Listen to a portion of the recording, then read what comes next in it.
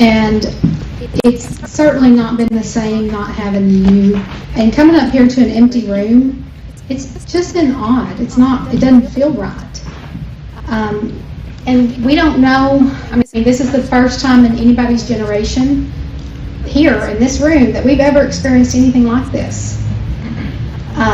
So it's definitely a time that you'll be talking about whenever you're older and you're telling your grandkids and you're thinking about, oh yeah, back whenever everything the whole world shut down during the COVID, which Dalton says don't call it the COVID. It's COVID. There's a verse that I want to read to you, and it's found in Isaiah. It says, "Go, my people, enter your rooms, shut the doors behind you, and hide yourselves for a little while until this wrath has passed." And, I just find that verse a little bit interesting. I think that God has a way of protecting us. He has a way of protecting His people and the earth, and there's a plan and there's a reason for everything. We've kind of all had to go in, hide ourselves, and close the door and not come out, right? But then, how many of us have prayed just to have more time? I heard somebody the other day saying, well, it was you, Carla. Yeah, she really truly felt like that she caused this whole pandemic because she was praying for life to slow down for her family and for just because we felt like we were all in a rat race. And sometimes we just need to be still, and we need to listen, and we need to know that God is near, and we need to draw closer to Him. And even if that means closing everything else out behind us and leaving everything alone for a little while, we're closing the door, and we're going to stay there a little while until the danger has passed, and then we're all going to come back together, and we're going to be better for it. We're going to be stronger, right? We're going to be less selfish, right? If you're a senior, you can't be selfish right now because, they've had everything taken from them with graduation and everything. So we're going to know what it's like to be unselfish. We're going to know what it's like to be without. Many people have lost their jobs. They've lost their friendship circles. They've lost everything, their freedoms. So I just want to say that, I'm glad that things are getting back to normal. It's so good to see you all here. And I know without a shadow of a doubt that we're going to be better. We're going to be stronger. We're going to come out more resilient on the other side, and everything will be okay. And I'm just so glad to see you guys. So let's give everybody a hand just for being here. Oh, and kudos to Garrett and Leonie. Man, how many of you watched the online services? All this talent. My goodness. So, we're going to be working. You guys you're not done. You're not going anywhere, okay? So I want you to get together and plan some strategies to work in some different opportunities for praise and worship, okay? All right. Thank you, Brenda Bell. All right, gang. It's good to see everybody tonight. It's good to see all of you back. I actually had more people than I expected tonight. You guys exceeded my expectations. Wow. I didn't expect this many people here. And for those who are online watching, we're practicing some social distancing, at least some. Just so you know. So, hope you've had a chance to watch online some and kind of see some of the things. I think we've talked about a few things that were at least of interest to some folks. I'm just curious. I can guess Mark. I'm going to ask him just to see if I guessed right. Mark, who would be your favorite fictional character? Batman. Batman. See, I would have guessed it right. I got that one. I noticed Garrett had a T-shirt on here. It looked like it might be something like the Flash in a block configuration or something. Is that fair to say? It's a flash drive. Flash drive. Okay. Who's your favorite fictional character, Garrett? Don't say Flash. Okay. Too many. Okay. Somebody else. Morgan. Morgan's visiting with us. Morgan, who's your favorite fictional character? Morgan? Probably Jay Gatsby. Jay Gatsby, okay. Great Gatsby. That was a good story. I read that back in high school. Brenda, shaking her hand. Brenda, Your favorite wife? fictional character? Scarlet. Scarlet from Gone with the Wind. That'd be Brenda's. I was thinking like this. Yeah, so, I personally kind of like Val Kilmer when he played Doc Holliday in Tombstone. Yes. He's one of my favorites. I also, characters, I like Captain America in the Marvel series. I like him. So, anyway, I mention character because that's what we're going to talk about for the next 2 or 3 weeks here, probably 3 the way it looks. And I'm just curious, my question to you tonight would be, are you playing a character or are you building a character? What are you doing in life? We've all had a lot of time at home. As Brenda mentioned, we all know, over the past several weeks, we've all had a lot of free time, right? A lot of time when we wish we could be doing something with friends and buddies and pals and out running around, going out and eating, doing something fun, right? So, it used to be said that reputation was what people saw you as. But character was what you were when nobody else was around. And the integrity you have, if you will. So, my question to you tonight is, that's not so much true anymore, so who are you? Are you playing a character or are you building a character? Because see, right now, the way things are, and when I was a kid it wasn't this way, it was what I said. It was when you're with people you had a reputation, when you're not you had character. And now you can have people, an audience, in your bedroom on Snapchat or Instagram or WhatsApp or whatever you're using these days, right? You can have an audience anytime, people looking at you anytime. So you can always have people watching you so you can hear your character is. So again, I ask, what are you doing? Are you building your character or are you living a character? Have you ever thought about Hollywood? Actors. How many of you have been to places like Universal Studios or Disney? Where, did it surprise you, when we went on some of the backlot tours, it surprised me how they would take you to a scene where they would make a movie scene happen. They would ask for a volunteer from the audience. And I remember one at Universal, they put you in this little wood shack, it looked like a little shack, and they put a raincoat on the guy and had water in a pool behind him. And when they got done, they splashed water up, shot water cannons, shot cannons up in the water. And when they got done, they showed you the movie, and it looked like he was on a boat rocking in the ocean making a movie. But we watched it, he just stood in a little wooden shack and got water thrown on him, is all he did. And I say that to say, acting is not easy. I've thought about it because I've seen, if you ever watch The Weathermen, they do all the weather on a green screen. They literally are watching a computer monitor as they point to their screen that you're watching on TV. They don't see that screen that you see on TV. It's not an easy job. Acting, if you think about it, doing a fight scene and make it look as real as they make it look on TV, on a green screen, in a room, say it's like this with a green screen behind you, and just some people watching with cameras, and that's it. There's no props, nothing, just a green screen, and they fight and make it look real. It's not an easy job. It's hard, that's why they get paid millions of dollars to do it. Well, I think us building our character, or us playing a character, can sometimes be hard too, right? Because sometimes when we try to be 2 or 3 things at once, it doesn't all work out so well, does it? I mean, even me, and I tend to be kind of, I guess you could say strong-willed, some people would say. Strong-minded, some people would say. Carla's shaking her head, yes, I mean, know what it was back there. Even me, as I was growing up in my, I guess it'd be in my early 20s, probably late teens, early 20s, there were times when I wanted to be in like a certain crowd or with certain people. There would be girls that I would see that I thought, I'd like to go out with her. And I would think, well, she don't act like girls that I normally see act, but I could deal with that, and I could act different too, and be, I could hang out with her. Probably, she's good looking. It'd probably be fun, right? And I can remember this one particular where this girl who I thought was really, let's just say, special, and so ended up I asked her out, and she says yes. We go out, and the first thing she gets in my truck, and the first thing is she's like, "You mind if I smoke?" And I was like, "Yeah." And she's like, "Oh, I can't." And I was like, "No." And it went downhill from there.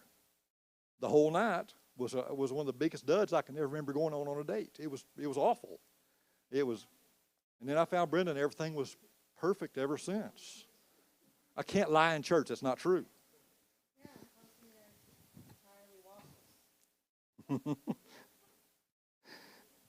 But you see, I tried to kind of play a character instead of being who I was.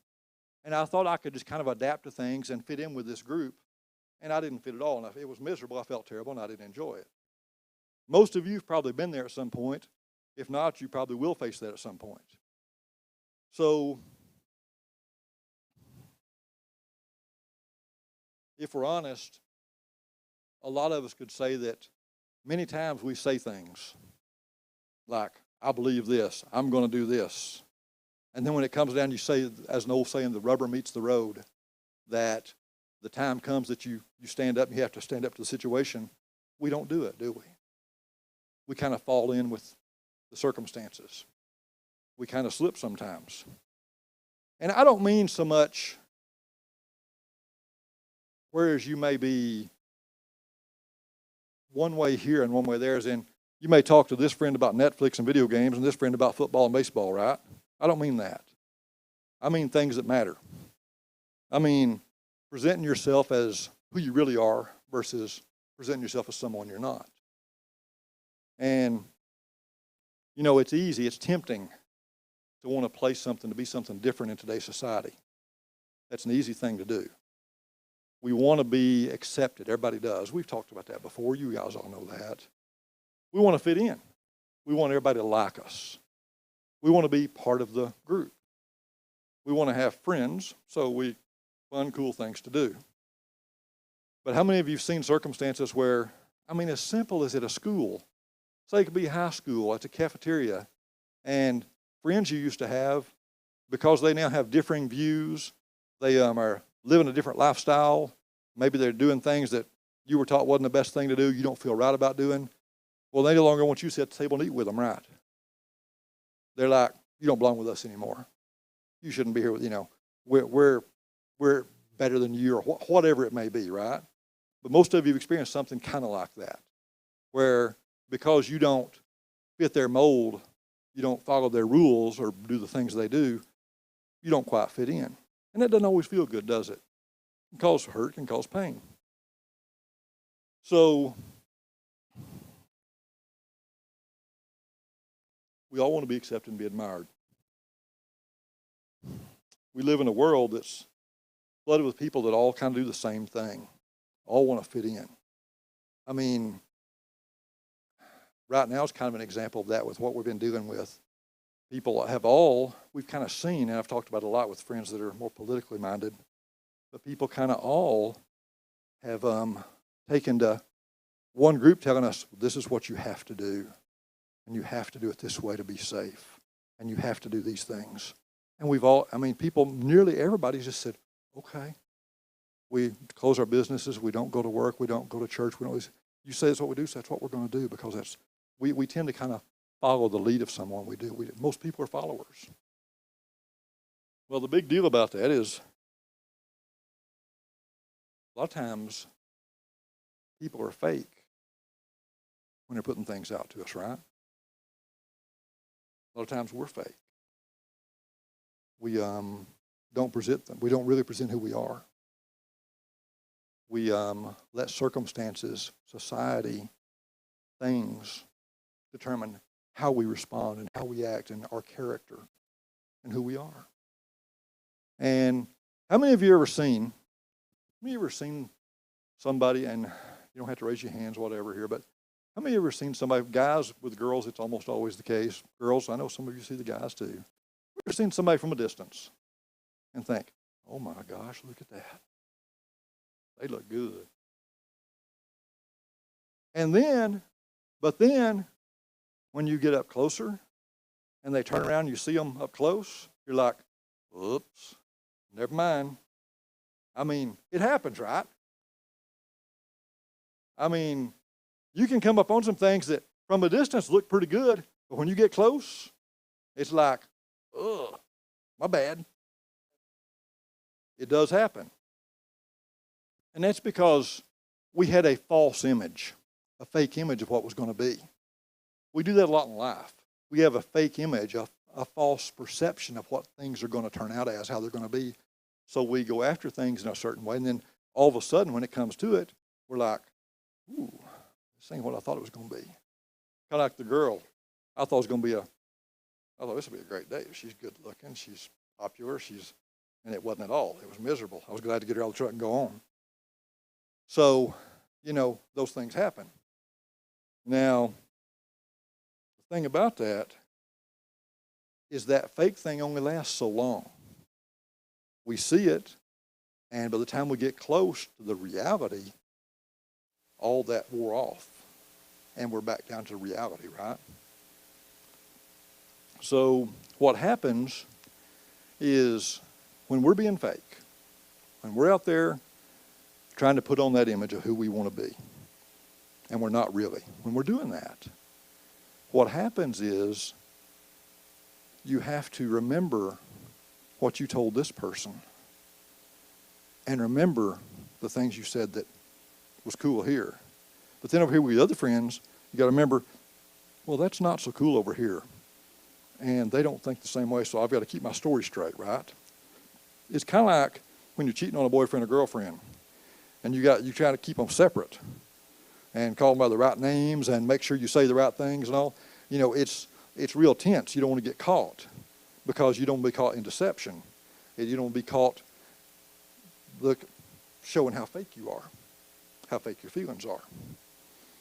Because of that, what happens in life when we're living one way, and of course ultimately what I'm talking about here, guys, and you know this, what I'm ultimately getting at is when we're living one way in the world and trying to live another way to live our Christian faith. We're trying to ride the middle of the road, ride the fence, if you will. Ultimately, that's what we're talking about here. When you're doing that, what eventually happens is you get tired. You get tired of the back and forth constantly. You get tired of it's tough to keep my story straight. I got to be careful what I say. I can't just be open and be myself because I might slip and be something that somebody else thinks bad. They'll see the bad part of me, right? That happens. And when you're living in that constant fear of being found out, of being caught, it's no fun, right? None of us want that. It's so much better all of us have been caught in trouble at some time, right? We've had something happen, and people find out, and then after it's all said and done, you're like, I'm glad that's over. I'm glad that's done. We don't want to hurt people because we care about them and we want them in our lives. Well, what do you call somebody that is constantly false, a fraud? What do you call those? You call them a hypocrite, right? Sometimes we call them fakes. We call them frauds. People who are constantly putting forth false impressions, that's what we call them. I mean, how many heard Christians called hypocrites, right? I had a guy just last week just bad-mouthing about churches and how a bunch of hypocrites, when he was in his job before he retired, that in his job, he'd see Christians out on Saturday nights and Friday nights at bars and going wild and with people that wasn't supposed to be with and things, and that just done him with church. He was done with all of it. They're a bunch of hypocrites. And I was like, well, I'll try to be careful with my words and said a few things, just, hey, there's some bad people everywhere, but, and anyway, that's what people think. So, what are some things associated with character? Some words that you can, with different characters. I put down a few here. If you want to add some, you guys can feel free to kind of chime in. We hadn't done this in a while. So, like smart people, a lot of times people think they're nerds, right? Snooty rich people, snobs. There's drunks. There's people that are easy, if you know what I mean. There's your stoners. There's jocks. There's rude people, right? There's jerks. There's liars. There's cheaters. Those are all associated with people's characters. How many of you have known someone that you knew their character enough to know that they were a cheater or a liar? Most all, I see hands going up all over. Everybody saying, yeah, they have. So, Well, a lot of times we, in our character, if we're not careful, we'll let that persona that we're trying to live that's not us build into those things. We want to dress like others, be like others. Frauds. People who put a perception up, it's a big lie. We've seen big talkers. People who put on, hands again coming up, that people who say, I do this, I do that. A big one I thought was an old band back in the 90s was Milli Vanilli. They were a big fraud. They were big fakes. They didn't sing any of their songs. They were all recordings. I used to listen to them, thought they were good. So, in today's society, every day we hear about more lies. We hear about more scandals. Well, Jesus spoke some to that.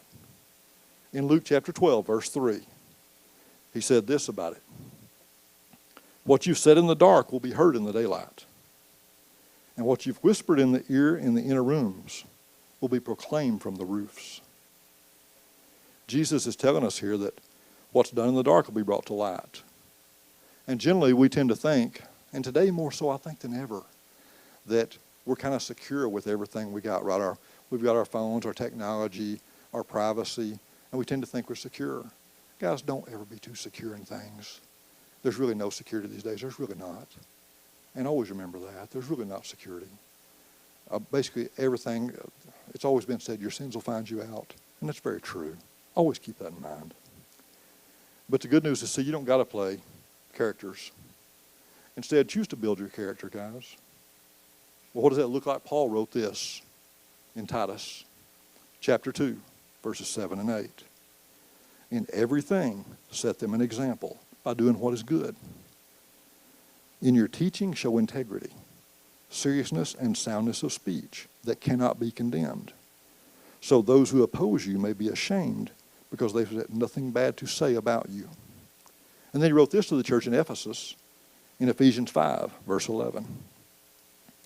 Take no part in the worthless deeds of evil and darkness. Instead, expose them. And I would tell you guys, that's something we got to be careful of, is that we don't take any part. Sometimes there's a temptation to at least kind of be there. Well, I won't do it, but I'll just be there.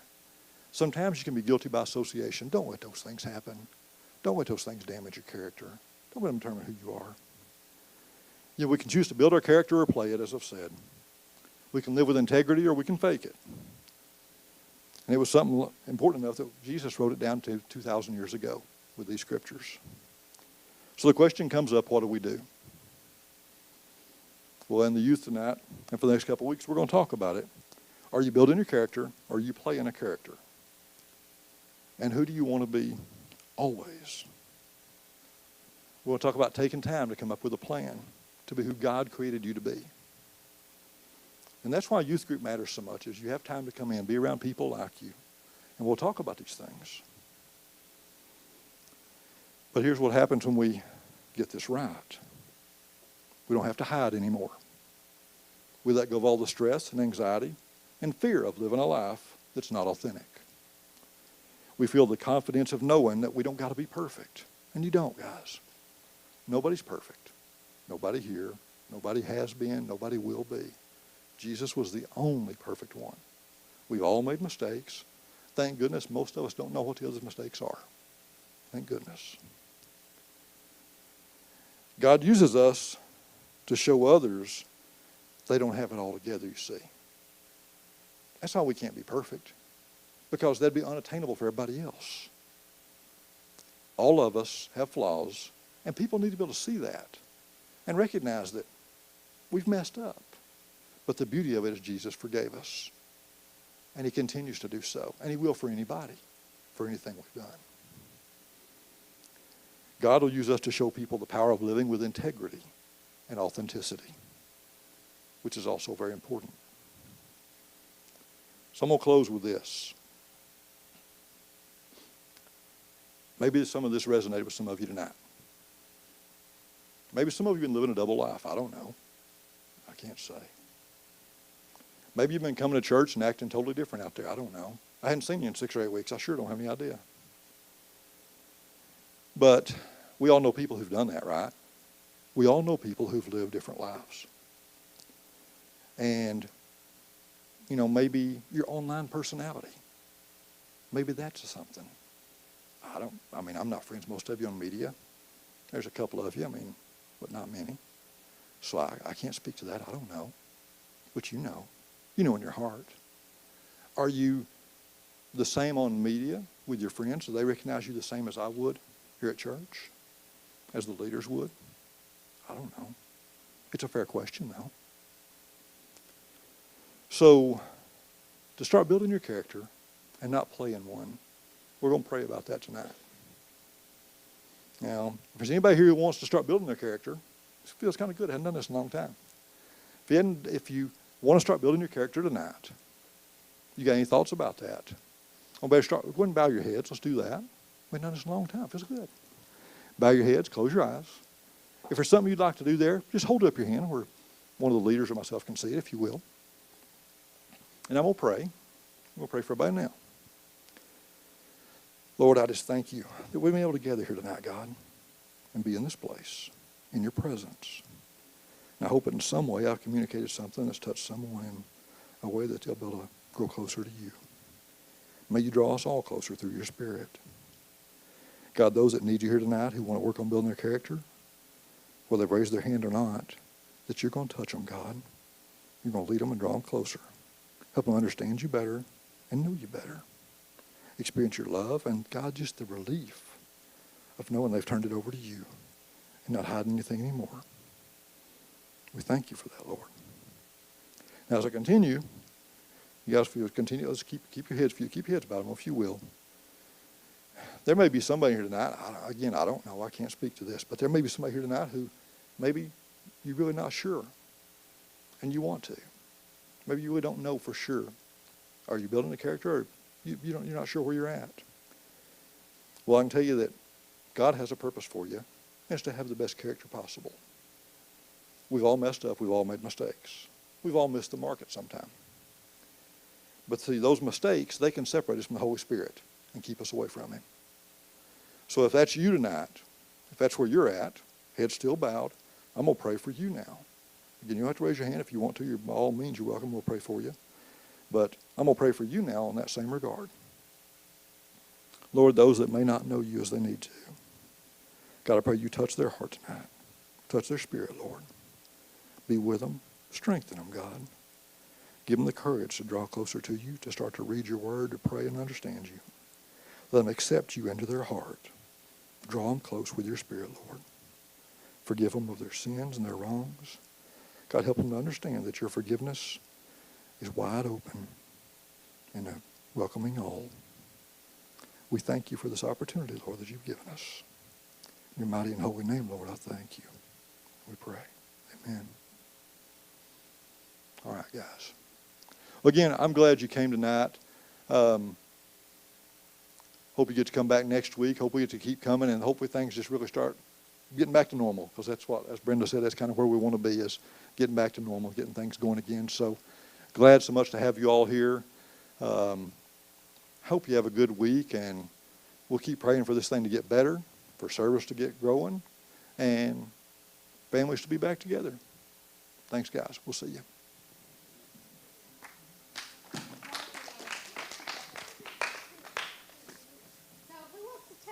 What they've been doing in the last 8 weeks. Come on, let's go.